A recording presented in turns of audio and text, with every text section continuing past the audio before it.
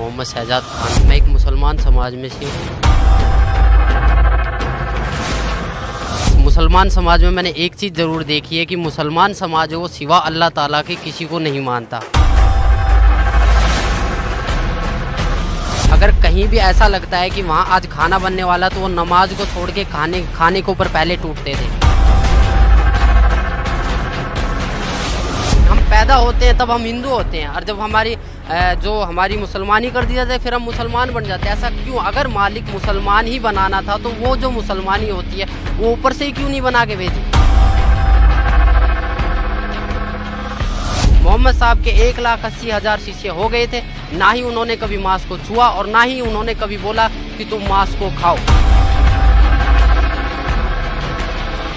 मांस खाना ये समझ लो हम अपने बेटे की कुर्बानी दे रहे हैं, हम अपने बेटे के मांस को खा रहे हैं। एक मांस दूसरे मांस को खा रहा है, इससे बड़ा राक्षस और होगा कौन? मुसलमान होके एक मुसल्ले ईमान बनो। मुसलमान का अर्थ होता है कि मुसल्ले ईमान, जो अपने ईमान पर रहे। पर हमारा ईमान कहाँ है? हमारा ईमान तो कुछ है ही नहीं। आज हम मांस खाते हैं, मांस खा के फिर झूठ बोलते हैं, फिर तंबाकू खा लेते हैं। मुसलमान के लिए कुर्बानी लिखी है। कुर्बानी का मतलब था कि अल्लाह ताला की राह पे अपनी बुराइयों को कुर्बान कर देना, ना कि बकरे को काट देना, मुर्गे को काट देना। जो मांस खाया जा रहा है वो हराम है, वो गुनाह है।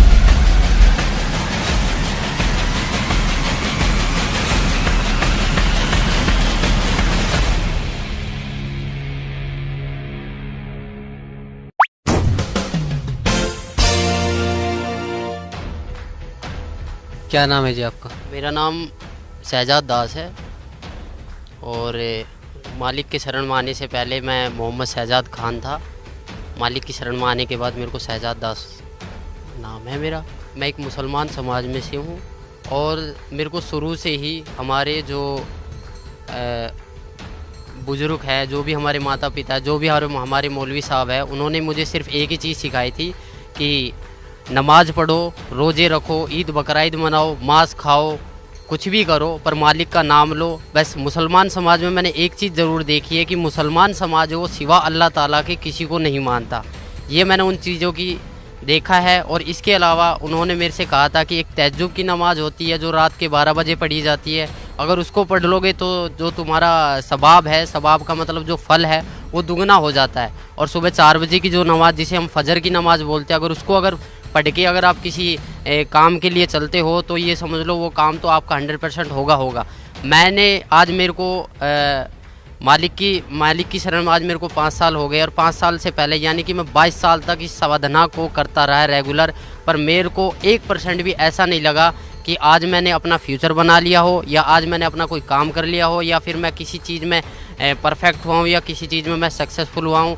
मुझे ऐसा कुछ अनुभव नहीं हुआ। यहाँ तक कि मैंने जो ख्वाजा गरीब नवाज़ की दरगाह है जो अजमेर में है, जिसको मोइनुद्दीन चिश्ती की दरगाह बोला जाता है, जो पूरे वर्ल्ड में प्रसिद्ध है, उस पर भी मैंने चादर के लिए बोला। मेरे मम्मी पापा ने कहा कि आप वहाँ जाओ, वहाँ चादर चढ़ाओ, वो सबकी मुराद पूरी करते, तो आप वहाँ जाओ। मैं वहाँ भी गया, उनके लिए चादर बोला।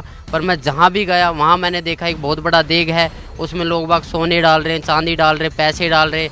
मेरे पास कोई मनी नहीं था, मेरे पास कोई पैसा नहीं था। मैं वहाँ गया, वहाँ लोग बाग क्या करते हैं, सर पे टोपी लगा लेते हैं, मालिक का नाम लेते हैं और कहते हैं कि एक कपड़ा सा लेते हैं हरे वाला और उसके नीचे बंदों को निकालते हैं और कहते हैं कि तुम्हें सवाब मिल चुका है, जन्नत का दरवाज़ा खुल चुका है। कहते हैं ये जन्नती दरवाज़ा और रमज़ान के दिनों में खोला जाता है। पर मुझे आज तक वहाँ जाने से, मेरे कम से कम भी 22 साल तक रेगुलर गया, पर मुझे वहाँ जाने से कोई लाभ नहीं हुआ, ना ही मुझे कोई फ़ायदा हुआ है। और बहुत सी जगह गया, अलीगढ़ दरगाह पे भी गया, महरौली की जो दरगाह है वहाँ पर भी गया, वहाँ भी चद्दरें बोली है। वहाँ सिर्फ क्या है कि बाहर मांस कटता है, अंदर मालिक का वो पत्थर होता है, पत्थर के सामने सिजदा करो या उसके ऊपर कोई चद्दर चढ़ा दो, वही कहानी। हर जगह एक ना एक स्टेप सीखने को मिलते हैं। महरौली की जो दरगाह वहाँ क्या है, बहुत बड़ा एक दरगाह बना रखी है और वहाँ पत्थर है, वहाँ पत्थर के ऊपर चद्दर बिछा दो और बाहर क्या है मांस खाओ, मांस के टुकड़े कर कर के खिलाए जाते थे और कहते हैं कि ये बहुत बड़ा सवाब है। मालिक ने मांस के लिए बोला गया है, मालिक ने बोला था कि कुर्बानी दो, बकरे, गाय, भैंस जो भी उनके हाथ लगे उसको कुर्बान करते थे और लोग बागों को खिलाते थे। इससे वो अपना कर्म तो ख़राब करते ही करते थे, दूसरे के कर्म भी बिगाड़ते। मुसलमान धर्म में जो मांस बनता है वो इस प्रकार बनता है जैसे कोई हरी सब्जी बना रहा हो, और मांस में भी कोई बकरा काट देता है, कोई मुर्गा काट देता है, कोई भैंस काट देता है, सब चल रहे हैं। और सबको बोला जाता था एक ही मटके में से, शराबी भी उसी मटके से पानी पी रहा है, कैंसर वाला भी उसी मटके से पानी पी रहा है, बच्चे भी उसी मटके से पानी पी रहे, बाप भी उसी मटके से पानी पी रहा है, और कोई नमाजी आदमी भी है वो भी उसी मटके से पानी पी रहा है। अगर मैं उस पर ऑब्जेक्शन उठाता था, मैं कहता था ये गलत है, तो वो कहते थे ये नहीं है, ये सवाब है, मुसलमान एक दूसरे मुसलमान का झूठा खा सकता है। इससे मैं बहुत इरेटर हो गया, मतलब इतना इरेटर हो गया कि मैं अपना मानसिक संतुलन खो बैठा था, और मैं सोचा कि ये नहीं होगा। फिर मैंने अपने एक मौलवी साहब से बात करा कि क्या ये जो हम कर रहे हैं, जो हम जो चल रहे हैं, ये क्या सच है? उन्होंने कहा कि बहुत अच्छा है, आप एक काम करो, 40 दिन की जमात में जाइए। 40 दिन की जमात में तो नहीं गया, पर हाँ मैं 3 दिन की जमात में ज़रूर गया था। कादियान गया था, वहाँ से मैं कुछ बुकें लेकर आया था जो आज सदगुरु रामपाल जी महाराज के पास हैं। उन्होंने क्या बताया था, उन्होंने वहाँ भी क्या था, वहाँ मैंने देखा एक भेड़चाल, जो अगर कहीं भी ऐसा लगता है कि वहाँ आज खाना बनने वाला, तो वो नमाज को छोड़ के खाने के ऊपर पहले टूटते थे। वो भक्ति नहीं देखते थे, वो ये सोचते थे कि हमारा पेट भरे और हम सोए। नमाज कोई अहमियत नहीं रखती उन बंदों के लिए। नमाज थी एक नित्य नियम, और नमाज से ऐसा मुझे कोई फ़ायदा नहीं मिला। मेरे माँ बाप ने ये बोल दिया था कि तू ज़िंदगी में कभी अपना फ्यूचर नहीं बना पाएगा, और सदा ज़िंदगी एक मजदूरी की तरह काम करता रहेगा। सर, संत रामपाल जी महाराज की शरण में कैसे आए आप?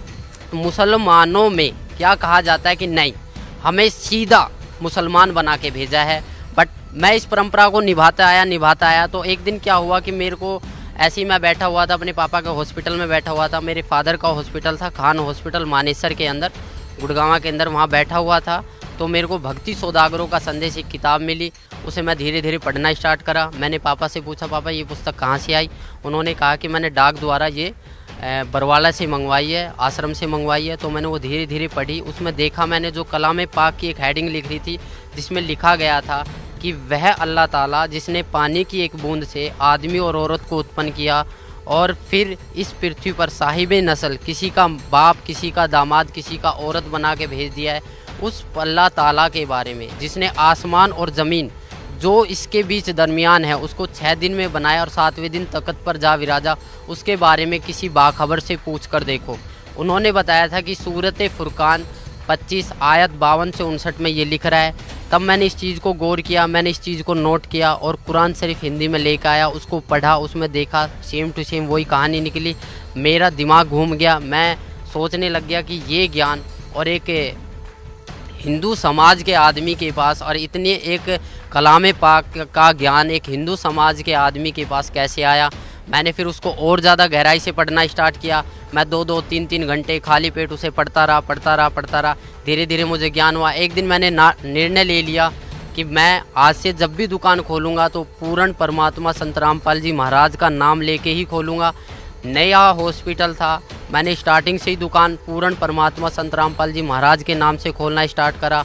और मैंने अंदर ही अंदर एक प्रेरणा बनाई कि मालिक, मैं इतना अभी अपने पैरों पर खड़ा नहीं हूँ।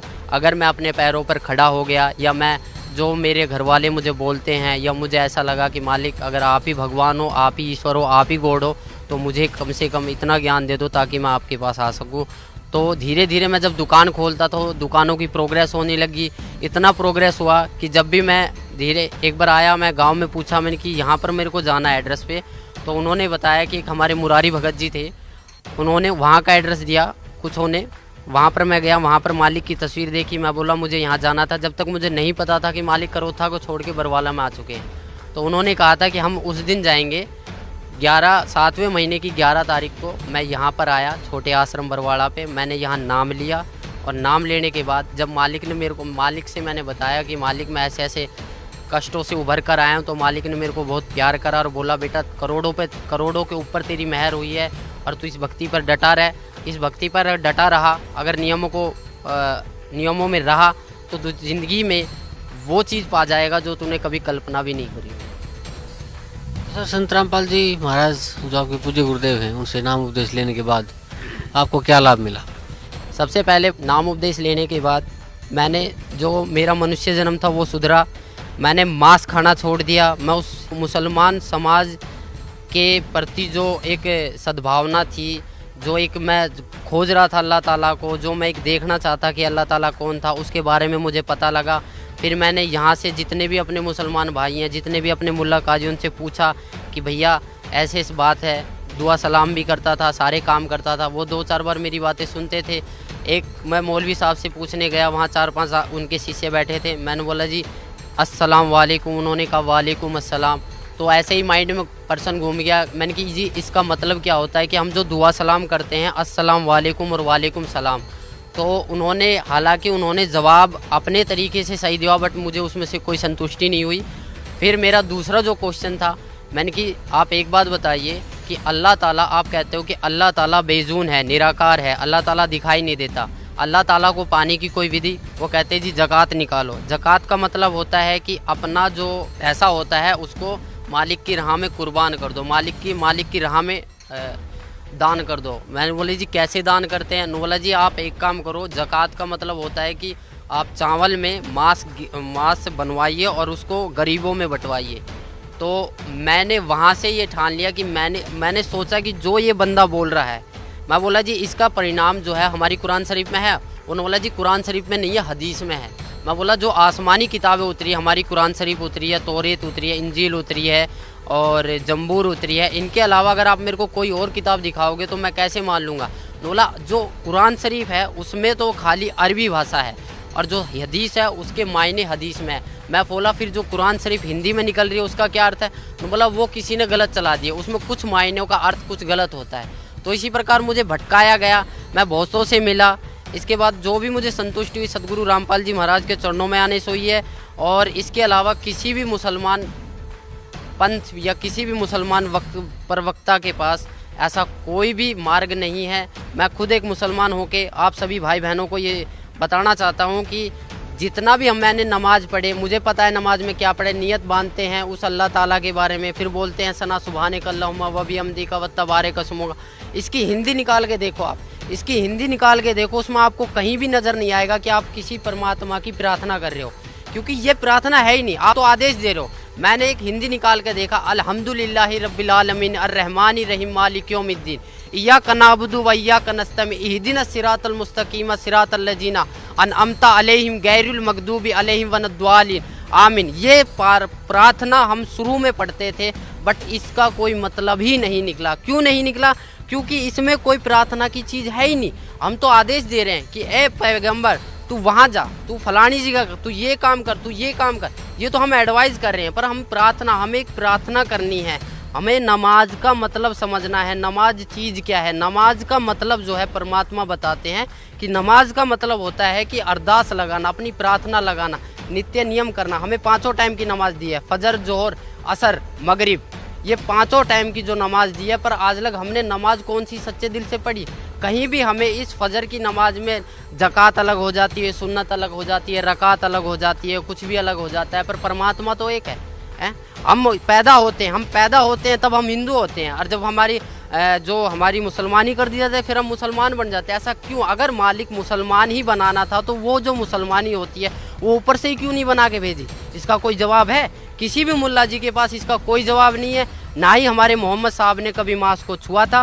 मोहम्मद साहब के 1,80,000 शिष्य हो गए थे, ना ही उन्होंने कभी मांस को छुआ और ना ही उन्होंने कभी बोला कि तुम मांस को खाओ। कभी भी किसी ने बोला नहीं है। मेरी सभी मुसलमान भाइयों, पूरे हिंदुस्तान, पूरे वर्ल्ड के मुसलमान भाइयों से प्रार्थना है कि मांस खाना, ये समझ लो हम अपने बेटे की कुर्बानी दे रहे हैं, हम अपने बेटे के मांस को खा रहे। एक मांस दूसरे मांस को खा रहा है, इससे बड़ा राक्षस और होगा कौन?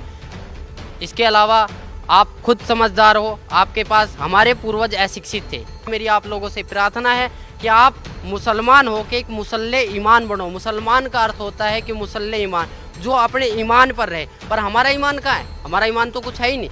आज हम मांस खाते हैं, मांस खा के फिर झूठ बोलते हैं, फिर तंबाकू खा लेते हैं। पहले क्या था? पहले मुसलमान समाज में मुसलमान बंदे के ऊपर अगर दारू एक ऐसी चीज़ थी, अगर दारू गिर जाती थी तो वहाँ से उस शरीर के अंग को काट दिया जाता। पर आज पीते हैं, मस्जिद में दारू लेके चले जाते हैं, कुर्बानियाँ करते हैं, बकरे को काट देते हैं। बकराईद वाले दिन आपने खुद देखा होगा, साल में 2 त्यौहार आते हैं, एक ईद और एक बकराईद।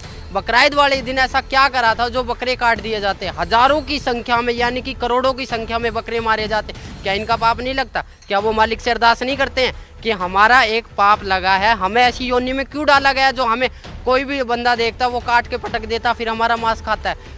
मैं आप लोग सभी से ये प्रार्थना करता हूँ कि अपना जीवन सफल बनाए। मनुष्य जीवन एक अनमोल है, इसको व्यर्थ ना करे। मुसलमान समाज जो है वो बहुत पाक समाज है। वो पाक इसलिए है क्योंकि वो सिवाय अल्लाह ताला के किसी को मानता नहीं है। पर आजकल का जो मुसलमान समाज है वो मुल्ला काजियों ने बहकाया जा रहा है, क्योंकि हम ख्वाजा गरीब नवाज की दरगाह पे जाते हैं, क्या करते हैं? हम पत्थरों के सामने पूजा करते हैं, फिर कहते हैं कि हम पत्थरों की पूजा नहीं करते। फिर कैसे पत्थरों की पूजा करते हैं? अगर आपने सिजदा कर दिया, उसको पूज लिया, सिजदा करना एक पूज लिया सिवाय अल्लाह ताला के, फिर कहते हैं कि सिवाय अल्लाह ताला के किसी का आगे सिजदा नहीं करते। फिर ख्वाजा गरीब नवाज की दरगाह, सैयद, पीर, जितने भी ये महरौली की दरगाह, अलीगढ़ की दरगाह, यहाँ पर होता क्या है? क्या होता है यहाँ पर? क्या वो बंदा है? क्या वो पीर पैगंबर है? नहीं। उन्होंने ये कहा था कि हम भगवान नहीं हैं, हम अल्लाह नहीं है, हम उस अल्लाह ताला के बारे में सोचो।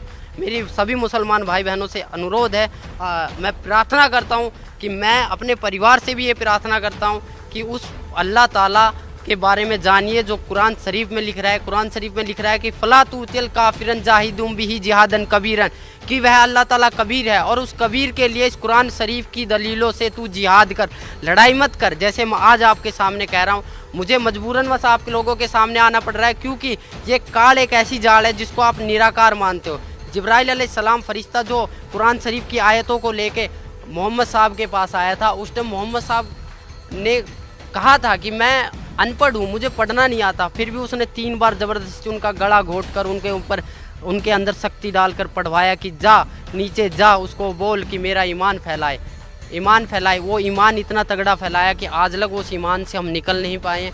मेरी आप लोगों से रिक्वेस्ट है, जितने भी मेरे पूरे वर्ल्ड के मुसलमान भाइयों, अगर मेरे से कोई गलती होती है या अगर मेरे को बताने में कोई गलती हो रही है, अगर आप इस चीज़ का ज्ञान रखते हो कि नहीं मैं गलत बोल रहा हूँ, तो आप सतगुरु रामपाल जी महाराज बरवाड़ा में आइए और अपने विचार प्रकट कीजिए। अगर हमसे कोई गलती हुई, अगर हमें लगा कि आपका मुसलमान समाज ठीक है तो हम मुसलमान बनने के लिए तैयार हैं। अगर हमें लगा कि आपका मुसलमान समाज गलत है तो आप अपने अहंकार, अपने घमंड और अपनी ये ईर्ष्या को छोड़कर आइए और अपना कल्याण करवाइए। मेरे पापा बीमार हो गए थे, मेरे पापा बीमार हो गए थे, इतना सीरियस हो गए थे, वो मांस खाते थे, दारू पीते थे, बीड़ी पीते थे, सिगरेट पीते थे। डॉक्टरों ने बोला फेफड़ा ख़राब हो गया, दिल 20% काम करने लग गया है। उनको मैंने बोला, उनको मैंने समझाया कि उस खुदा को याद कर। आज तेरा वो खुदा कहाँ है? वो जुम्मे की नमाज भी पढ़ते थे, ईद बकरा ईद को भी पढ़ते थे, मीट भी खाते थे। क्या उनकी भक्ति इतनी नाजिल नहीं थी? क्या उनकी भक्ति इतनी भी नहीं थी कि वो अपने आप को जीवित कर सके? उन्होंने तो बहुत वो करा था। तो वही बात था, उनको मैंने बोला कि उस खुदा को याद कर। उन्होंने रो के गिड़गिड़ा के बेड पे पड़े पड़े मालिक को याद किया था, बंदी छोड़ पूर्ण परमात्मा संत रामपाल जी महाराज को याद किया था कि मैं जन्मजात नाम ले लूँगा, मुझे इस बीमारी से छुड़वाओ। मेरे पूरे घर वालों ने ये कह दिया था कि ये मरेगा, यहाँ तक कि रिश्तेदारियों ने बोल दिया था कि इसके बचने की कोई उम्मीद नहीं है। फिर भी मैंने मालिक से उसके लिए प्रार्थना करी। मालिक ने बोला बेटा ठीक हो जाएगा, वो ठीक हो गया। नाम के लिए बोला बट वो आज नाम से मुकर गया है। परमात्मा की शब्द में इतनी शक्ति है कि आपने बगैर नाम लिए आप ठीक हो चुके हो। अगर आप अब भी नहीं पिछाड़ोगे फिर कब पिछाड़ोगे? सर भी आप बता रहे थे कि अल्लाह ताला की शरण में जाना चाहिए, उसको पहचानना चाहिए, उसको जानना चाहिए, तो किसे मानते हैं आप अल्लाह ताला? देखो, आज से जब मैंने नाम पहले लिया था तो मैं तो कभी जानता भी नहीं था कि अल्लाह ताला कौन है। मैंने बहुत से मुसलमान काजियों, यहाँ कि यहाँ मैंने मम्मी पापा से भी पूछा कि वह कोई ना कोई तो ऐसी शक्ति होगी ना जो पूरे ब्रह्मांड को चला रही है, पूरे समाज को चला रही है, जिसने एक पानी की बूंद से एक आदमी को उत्पन्न कर दिया, एक औरत को उत्पन्न कर दिया। फिर मैंने सुना था आदम और हव्वा के बारे में, बोला कि परमेश्वर अल्लाह ताला ने आदम बनाया, फिर उसकी हड्डी से एक हव्वा बनाया, उससे संसार चला। पर आदम को अगर अल्लाह ताला ने बनाया तो अल्लाह ताला भी तो होगा ना कोई। तो उन्होंने ये कहा कि आप कुरान शरीफ को पढ़ो। मैंने तहे दिल से मालिक की शरण में आने के बाद तहे दिल से 3 बार कलाम पाक को पढ़ा है। वहाँ पर मुझे एक एक चीज़ के अरब का पता लगा। उसमें एक सूरत आती है औज़ु बिल्लाहि मिनश्शैतानिर रजीम बिस्मिल्लाहिर रहमानिर रहीम, कि शुरू करता हूँ उस अल्लाह ताला के नाम से जो सबसे बड़ा है और अपने बंदे के गुनाहों को माफ़ करने वाला है। हमारा जो मैटर है वो ये है कि हमने एक सूरत फुरकानी 25-52 से 59 तक में पढ़ा था कि फ़ला तुतिल काफिरन जाहिदुम बिही जिहादन कबीरन। इसमें कबीर परमात्मा को जो बड़ा बोला गया है। मैंने बहुतों मुसलमान काजियों से पूछा कि कबीर का अर्थ क्या है, कि कबीरा गुनाह है। कौन सा गुनाह है? पाप का है, चोरी का है, डकैती का है, बोला कबीरा गुनाह है जिसकी कोई माफ़ी नहीं हो सकती। उन्होंने सब एक अज्ञान रूपी के कारण बहकाया हुआ था। असली ज्ञान ये था, मालिक के द्वारा दिया और था कि कबीर इज गॉड है, कबीर ही अल्लाह ताला, अल्लाहु कबीर है, नोट है अल्लाहु अकबर। अल्लाहु अकबर बोलो या अल्लाहु कबीर है बोलो, बात एक ही है, वह अल्लाह कबीर है। और बड़े का मतलब होता है कबीर। अगर बड़े को लेके चलते हैं तो इसका अर्थ ये बनता है कि शुरू करता हूँ उस अल्लाह ताला के नाम से जो कबीर है और अपने बंदों के गुनाहों को माफ़ करने वाला है। उस हज़रत मोहम्मद साहब जो हमारे नबी है, जो पीर पैगंबर थे, जिनको नबी का दर्जा दिया गया, उनको भी जिंदा महात्मा के रूप में मिले थे जब उन्होंने अपनी शब्द से गाय को मार दिया था और उनसे जीवित नहीं हुई थी। उन्होंने जाके एक गुफा में रोए, घर को बंद करके रोए कि अल्लाहु कबीर है, गिड़गिड़ाए अल्लाहु कबीर है, अल्लाहु कबीर है। तो वो एक सूक्ष्म रूप धर कर आए। तब उन्होंने कहा था कि मेरी गाय को जीवित कर दो। तब उन्होंने कहा था जाओ मोहम्मद आपकी गाय जीवित हो जाएगी। तब एक सूक्ष्म रूप में वो आए और उनकी गाय जीवित करी और वो चले गए। तब से मोहम्मद साहब की महिमा बनी। जिस दिन को गाय को काटा गया था, जिस दिन को गाय को काटा गया था, वो मुसलमान भाइयों ने अपनी डायरी में लिख लिया। उसी दिन से ये जीव हत्या का प्रथा चलने लगी है। अगर आपको मेरी बात पे यकीन नहीं है, अगर आपको मेरे ऊपर विश्वास नहीं है, तो आप अपने खुद मुल्ला काजियों से पूछो जाके कि आखिरकार में जो रमज़ान था, रमज़ान में जो चारों किताब निकली थी, जो कुरान शरीफ उतरी थी, ऐसा मोहम्मद साहब जब इतने प्यारे थे, अल्लाह ताला के इतने प्यारे नबी थे, तो उनका जो एंड हुआ था वो इतना बुरा क्यों हुआ था? अगर आपको मेरी बात पे यकीन नहीं है तो आप मौलवी साहबों से जाके पूछो, उनको खंगालो, उनको देखो वो कितने जानते हैं। अगर आपको तब भी प्रश्न का उत्तर ना मिले तो आप यहाँ पर आइए, बरवाड़ा सत्संग में आइए, सुनिए, मालिक से विचार कीजिए, यहाँ पर ज्ञान लीजिए। अगर आपको फिर भी विचार का, यहाँ पर आपको सारे प्रश्नों के उत्तर दिए जाएंगे। यहाँ पर आपको एक संतुष्टि करी जाएगी चारों ओर से। हम सिर्फ एक आत्मा है, हम सिर्फ एक मानव है। हमारा धर्म जो मानव है, हमारा हिंदू, मुसलमान, सिख, ईसाई से कोई लेना देना नहीं है। अगर इस जाति प्रथा को आप सदा ज़िंदगी चलाते रहोगे तो कभी भी आप अल्लाह ताला की प्राप्ति नहीं कर पाओगे। नमाज, रोज़ा बंक नमाज दहीरे बिस्मिल की नहीं बात करे, ये मालिक की वाणियाँ है। रोज़ा बंक नमाज दहीरे, बंक माने अजान, अजान जो लगाते हो, अजान का मतलब क्या होता है? अजान का मतलब ही क्या होता है? अल्लाहु अकबर, अल्लाहु अकबर, अशहदु अन ला इलाहा इल्लल्लाह, अशहदु अन ला इलाहा इल्लल्लाह, अशहदु अन्ना मुहम्मद रसूलुल्लाह, अशहदु अन्ना मुहम्मद रसूलुल्लाह, हय्या अलस सलाह, हय्या अलस सलाह, हय्या अलल फलाह, हय्या अलल फलाह, कद कामती सलाह, कद कामती सलाह, अल्लाहु अकबर, अल्लाहु अकबर, ला इलाहा इल्लल्लाह। इसका मतलब क्या है? आज लग ना तो हमने कभी कोशिश करी, बस एक आवाज़ आती है उसके पीछे हम चल देते हैं। जैसे एक भेड़ जा रही है, उसको पता है मैं मरने जा रही हूँ, फिर भी हज़ारों की संख्या में से एक भेड़ निकलती है उसके पीछे, फिर एक छोटी सी भेड़ उससे निकलती है कि ये आखिरकार में भेड़ जा कहाँ रही है। वो भेड़ जाके देखती है शॉर्टकट रास्ते से, उसे पता लगा कि बहुत बड़ा कुआं है, उसके अंदर सारी भेड़ गिर रही है और सब चिल्ला रही कि यहाँ मत आओ, यहाँ मत आओ। वो अपने माँ बाप, भाई बहनों सबको समझाता है कि आप प्लीज़ इस रास्ते को छोड़ दो। सब कहते हैं कि नहीं, तेरे बड़े बुजुर्ग चले थे, तू भी चल। बड़े बुजुर्ग चले थे क्योंकि वो अशिक्षित थे, हम पढ़े लिखे, हमारे पास सही है, प्रमाण है। आप अपनी कुरान शरीफ को खोल के देखो, फ़ज़ाइल अमाल को खोल के देखो, मोहम्मद साहब की जीवनी पढ़ो। हज़रत मोहम्मद साहब कौन थे? उनकी 40 साल के बाद 2 बार विधवा हो चुकी खाजिदा बेगम से शादी हुई थी, 4 पुत्र 3 लड़कियां प्राप्त हुई थी। उनके सामने उनके पुत्र हाशिम, काबिल और ताहिर तीनों आपस में कट के मर गए थे। उस आदमी का जीना क्या जीना जिसके सामने उसकी बच्चों को ही मौत हो गई। आप खुद बताइए, यह आपके ऊपर डिपेंड करता है, मेरे ऊपर नहीं, यह आपके ऊपर डिपेंड करता है कि जो क्यों चल रहा है ये आपके लिए चला है, ये उस मालिक का फरमान है। अगर आप समझ जाओ तो जल्दी आ जाओगे, नहीं मालिक की वाणी है, गरीब दास ये वक्त जाता है, रोओगे इस पैरों। हकीकत में जब यहाँ पर लेट आओगे तो आपके पास कुछ नहीं मिलेगा। सिकंदर सिंह लोधी ने नाम लिया था, वीर सिंह बंगेल ने लिया था, शेख फरीद ने 12 साल कुएं में उल्टा लटक के बोला था कौवों से कि मेरे मांस को खा लो, आँखों को छोड़ दो, मुझे अल्लाह ताला का दीदार करना है। जब अल्लाह ताला का दीदार करना है तो अल्लाह ताला को बेजून क्यों बताए? खुद कबीर परमेश्वर उनके पास आए, वो बोले कि नहीं भाई कौन है, मुझे छोड़ दो, मुझे कुएं में लटकने दो। बोले ए बंदे, ए मुसलमान, तू लटक क्यों रहा है? न बोले जी मुझे अल्लाह ताला का दीदार करना है। जब तू अल्लाह ताला का दीदार करना चाहता है तो अल्लाह ताला को निराकार क्यों बताता है? तब से शेख फरीद का थोड़ा माइंड चेंज हुआ, बोले कि यह कोई अल्लाह ताला की शक्ति है। तब उन्होंने सतभक्ति पे राह पे चले थे, आज वो भी पार हुए हैं। मालिक की रज़ा हुई है, हमारे सभी मुसलमान भाइयों पे मालिक की रज़ा हो रही है।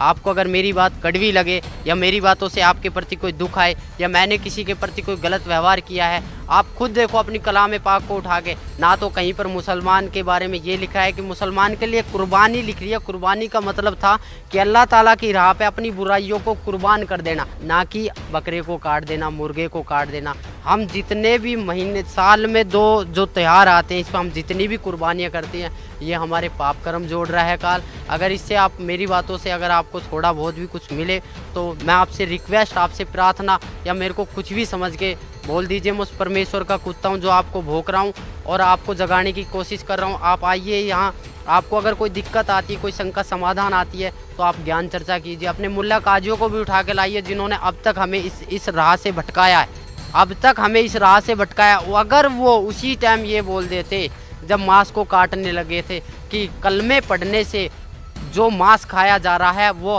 हराम है, वो गुनाह है, उसकी सज़ा बहुत बुरी होगी, तो आज जितना भी मुसलमान समाज है ये मांस को नहीं छूता। इन्हीं की वजह से आज जो भी मुसलमान समाज का बंदा वो शुरू से मांस खाने लग जाता है। जब हमें मालिक ने यहाँ भेजा था तो कुछ नियम बना के भेजे थे, उस नियमों को अगर हम तोड़ते हैं तो हम सीधा शैतान के पास जाएंगे, जहन्नुम में जाएंगे, दोजख की आग में जलेंगे। ये उस मालिक का फरमान है। अगर हम नियम पर चलेंगे, उस अल्लाह ताला की भक्ति करेंगे, उस अल्लाह ताला की इबादत करेंगे जो वास्तव में अल्लाह ताला है, जो खुदा है, जिसको वास्तव में खुदा बोला जाता है, वह खुदा कबीर परमेश्वर है, उसका सत्य ज्ञान है। उसका सत्य ज्ञान सिवाय सतगुरु रामपाल जी महाराज के अलावा इस पृथ्वी पर कोई देने वाला ना है और ना रहेगा। मुल्ला काजियों में अगर इतना ही दमखम है तो मेरे को एक ही बात बता दो कि वो कुरान शरीफ के बारे में इतना सब कुछ जानते हुए भी हमारे मुसलमान भाइयों को भटकाया क्यों नहीं कहा कि भैया इसके बारे में ये लिखा है कि उस बाखबर से पूछ कर देखो, उस इल्म वाले से पूछ कर देखो। अगर आप लोगों के पास थोड़ा सा भी अगर ज्ञान था, थोड़ा सा भी अगर ध्यान था, थोड़ा सा भी अगर आप उस मालिक से डरते थे तो आपको मुसलमान समाज भटकाना नहीं था, जो कि आज के मुसलमान समाज को, आज के युवा पीढ़ी मुसलमान समाज के बच्चों को ज़रूरत है। मेरी अपनी युवा पीढ़ी से,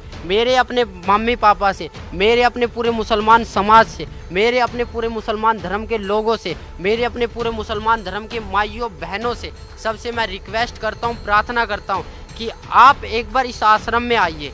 सतगुरु रामपाल जी महाराज बरवाड़ा में जो आए हुए हैं, ये अल्लाह ताला के मुनाइंदे हैं, यानी कि अल्लाह ताला के द्वारा भेजे हुए एक फरिश्ते हैं जो हम सोए हुए आत्माओं को जगाने के लिए आए हैं। हमें उसी जन्नत में वापस जाना जहाँ से हम अल्लाह ताला से बिछड़ कर यहाँ आए हैं। आप खुद कहते थे, हमें खुद बताया जाता था कि हम जन्नत से आए हैं। जब हमें इतना पता है कि ये शैतान का सब कुछ है, यहाँ शैतान का ही हुक्म चलता है, तो हम यहाँ से निकलने की क्यों इच्छा नहीं करते? क्या ये हमारा खुद का है? हमारा शरीर भी खुद का नहीं है। अगर हकीकत पूछो तो मनुष्य जन्म इतना अनमोल जन्म है, पर हम इसको अपनी गलत साधना के कारण, अपनी अज्ञानता के कारण इसको बर्बाद दिन पा दिन करते जा रहे हैं। मैं आपको एक पर्सनली बताता हूँ, मेरे रिश्तेदार 40 दिन की जमात में गए, 40 दिन की जमात में गए, हज में गए, 2 बार हज करके आए। कहते हैं कि हज में जो जाता है वो बंदा सीधा जन्नत को जाता है। उसके घर में उसकी बहू का एक 1.5 साल की लड़की गुजर गई, 1.5 महीना पहले। उसको 1.5 महीने के बाद एक बच्चा पैदा होने वाला था, 1.5 महीने के बाद उसका लड़का होते ही गुजर गया। तो इससे बड़ी आफत और क्या आ सकती है उस बंदे के लिए जो बंदा जमात में गया है?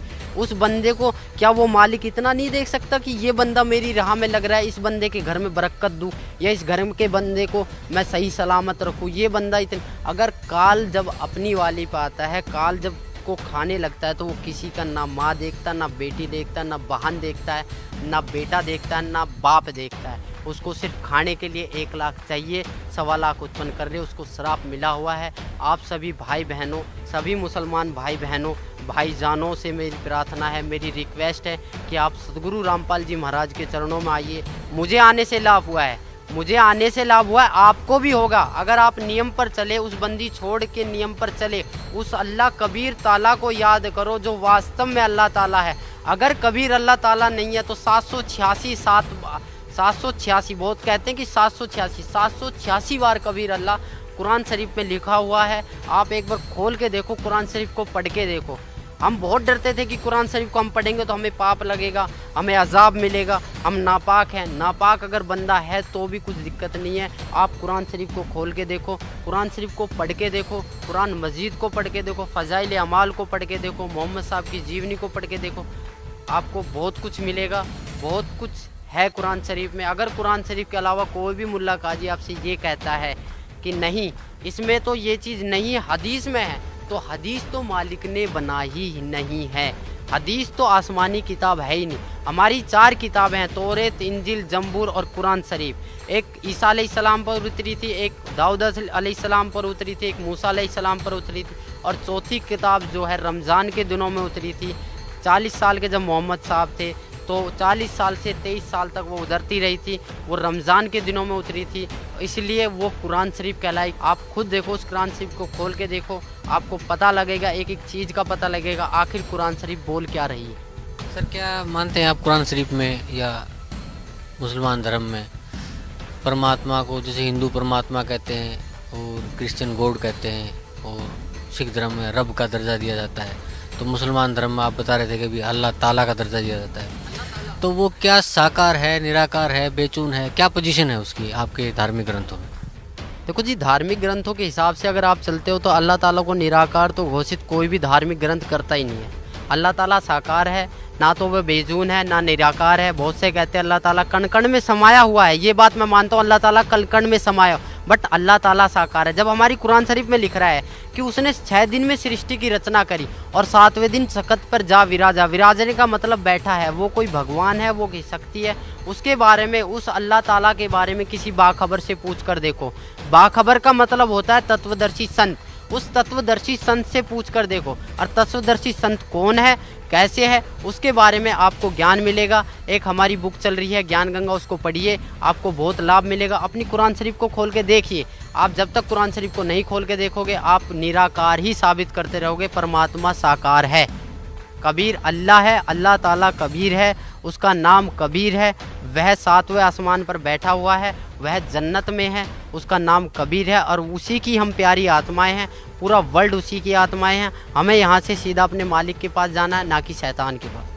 अगर आपको मेरी बात पे यकीन नहीं है तो आप मौलवी साहबों से जाके पूछो, उनको खंगालो, उनको देखो वो कितने जानते हैं। अगर आपको तब भी प्रश्न का उत्तर ना मिले तो आप यहाँ पर आइए, बरवाड़ा सत्संग में आइए, सुनिए, मालिक से विचार कीजिए, यहाँ पर ज्ञान लीजिए। अगर आपको फिर भी विचार का, यहाँ पर आपको सारे प्रश्नों के उत्तर दिए जाएंगे, यहाँ पर आपको एक संतुष्टि करी जाएगी चारों ओर से। हम सिर्फ एक आत्मा है, हम सिर्फ एक मानव है, हमारा धर्म जो मानव है, हमारा हिंदू, मुसलमान, सिख, ईसाई से कोई लेना देना नहीं है। अगर इस जाति प्रथा को आप सदा जिंदगी चलाते रहोगे तो कभी भी आप अल्लाह ताला की प्राप्ति नहीं कर पाओगे। जो क्यों चल रहा है ये आपके लिए चला है, ये उस मालिक का फरमान है। अगर आप समझ जाओ तो जल्दी आ जाओगे, नहीं मालिक की वाणी है, गरीब दास ये वक्त जाता है, रोओगे इस पैरों। हकीकत में जब यहाँ पर लेट आओगे तो आपके पास कुछ नहीं मिलेगा। सिकंदर लोधी ने नाम लिया था, वीर सिंह बंगेल ने लिया था, शेख फरीद ने 12 साल कुएं में उल्टा लटक के बोला था कौवों से कि मेरे मांस को खा लो, आँखों को छोड़ दो, मुझे अल्लाह ताला का दीदार करना है।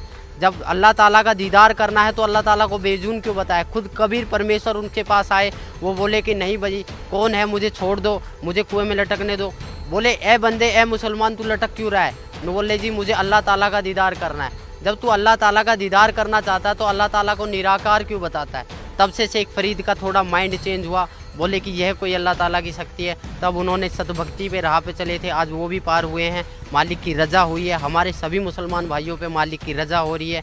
आपको अगर मेरी बात कड़वी लगे या मेरी बातों से आपके प्रति कोई दुख आए या मैंने किसी के प्रति कोई गलत व्यवहार किया है, आप खुद देखो अपनी कलाम पाक को उठा के, ना तो कहीं पर मुसलमान के बारे में ये लिखा है कि मुसलमान के लिए कुर्बानी लिख रही है। कुर्बानी का मतलब था कि अल्लाह ताला की राह पे अपनी बुराइयों को कुर्बान कर देना, ना कि बकरे को काट देना, मुर्गे को काट देना। हम जितने भी महीने, साल में 2 जो त्यौहार आते हैं, इस पर हम जितनी भी कुर्बानियाँ करते हैं, ये हमारे पाप कर्म जोड़ रहा है काल। अगर इससे आप मेरी बातों से अगर आपको थोड़ा बहुत भी कुछ मिले तो मैं आपसे रिक्वेस्ट, आपसे प्रार्थना, या मेरे को कुछ भी समझ के बोल दीजिए, मैं उस परमेश्वर का कुत्ता हूँ जो आपको भोंक रहा हूँ और आपको जगाने की कोशिश कर रहा हूँ। आप आइए यहाँ, आपको अगर कोई दिक्कत आती है, कोई शंका समाधान आती है तो आप ज्ञान चर्चा कीजिए। अपने मुल्ला काजियों को भी उठा के लाइए जिन्होंने अब तक हमें इस राह से भटकाया है। सर अभी आप बता रहे थे कि न हम हिंदू हैं, न मुसलमान हैं, न सिख हैं, न ईसाई हैं, हम सिर्फ एक आत्मा हैं, तो आत्मा की मुक्ति कैसे संभव हो सकती है? आत्मा की मुक्ति सतभक्ति से ही संभव हो सकती है। सतभक्ति का मतलब यह है कि हमें सबसे पहले अपने गुरु की तलाश करनी पड़ेगी, एक तत्वदर्शी संत की तलाश करनी पड़ेगी। वो हमें उस अल्लाह ताला, उस खुदा का मार्ग बताएगा, वो अल्लाह ताला के मार्ग की विधि बताएगा। उस विधि पर चलने से, उसके पथ पर चलने से हम इस शरीर को, जो हमारा नासवान शरीर है, इसको हम छोड़कर अपने मालिक के पास चले जाएंगे। इसी से ही आत्मा की मुक्ति हो सकती है, ना तो नमाज पढ़ने से, ना रोज़ा रखने से, ना बकरों को हलाल करने से, ना गायों को हलाल करने से, ना मुर्गों को हलाल करने से।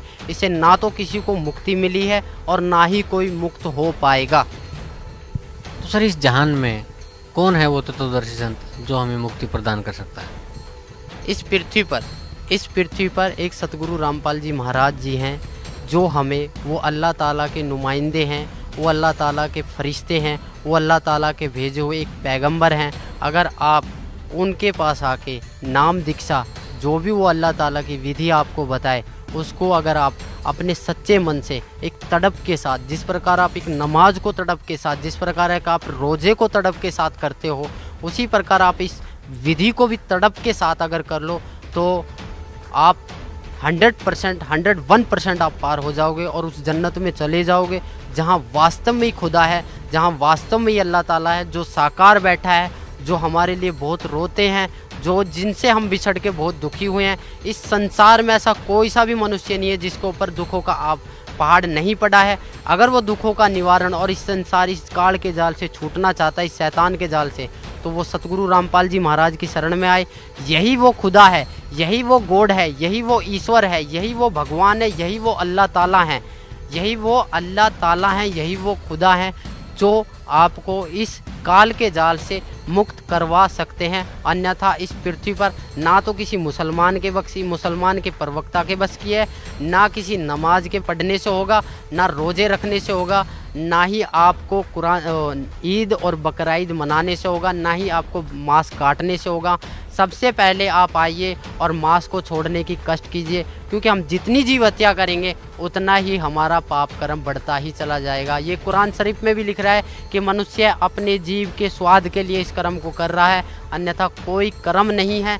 ना ही तो कहीं मुसलमान वो कुरान शरीफ में लिख रहा है, ना ही कहीं फज़ाइल अमाल में लिख रहा है। आप किसी भी एक अच्छे मौलवी काजी से पूछोगे कि आप इस मीट को जायज़ है नाजायज़, तो वो 100% आपको यही बोलेगा कि ये नाजायज़ है, खाली एक जीव का स्वाद है, इसके अलावा और कुछ नहीं। अगर आप मालिक के पास जाना चाहते हो, सब एक भाई हो, सभी एक बाप की संतान हो, उस बाप को पहचानो और उस बाप की शरण में आइए।